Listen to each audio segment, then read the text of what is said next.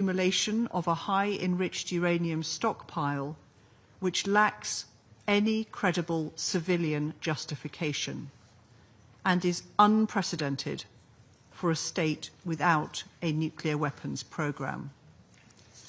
President, the United Kingdom voted no on today's resolution because, if it were adopted, it would have permanently terminated 6 Council resolutions on Iran's nuclear programme, removing this important issue from the Council's agenda, despite Iran's JCPOA non-compliance and Iran's continuing failure to implement its legal obligations under the Nuclear Non-Proliferation Treaty.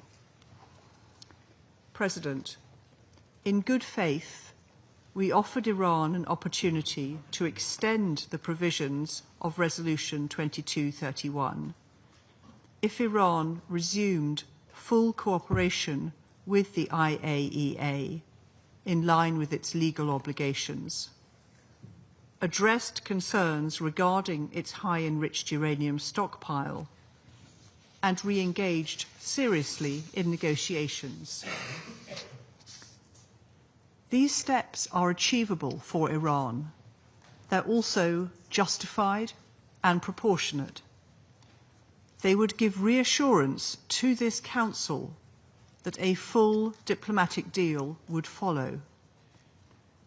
But without these most basic conditions being met, there is no clear path to a swift diplomatic solution. We regret that Iran has so far failed to take these steps, and we urge them to act now. President, the United Kingdom remains committed to a diplomatic solution. We are ready for further engagements diplomatically in the next week and beyond to seek to resolve differences.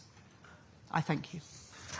I thank the representative of the United Kingdom for the statement. I now give the floor to the representative of Slovenia. Thank you, Mr. President. I also welcome Permanent Representative of Iran to the Chamber. I wish to begin by expressing my appreciation to you for your leadership on this file and for your commitment to upholding the agreements reached among the members of the Council. We view today's motion precisely in that spirit, consistent with what the Security Council envisaged when adopting Resolution 2231. Colleagues, we stand at a critical juncture for multilateralism. Trust is eroding in the corridors of the United Nations. International law is increasingly disregarded. 10 years ago, in 2015, global diplomacy was able to overcome differences and find a consensus.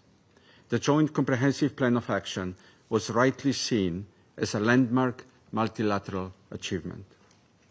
It placed strict, among participants mutually agreed, limits on Iran's uranium enrichment and stockpile.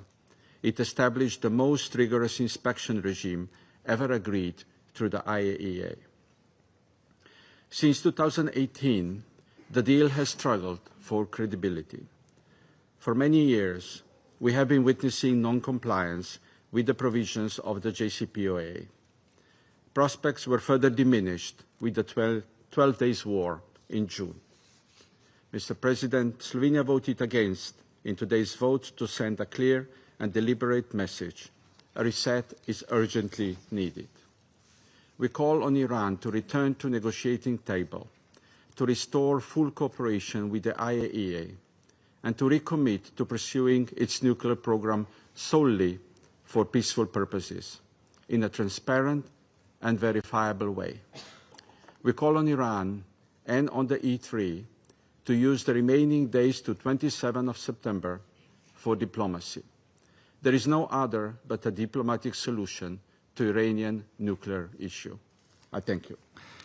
I thank the representative of Slovenia for the statement. I now give the floor to the representative of Somalia. Thank you, Mr. President. I also want to welcome the participation of the Iranian representative to this meeting. Somalia voted this draft resolution according to the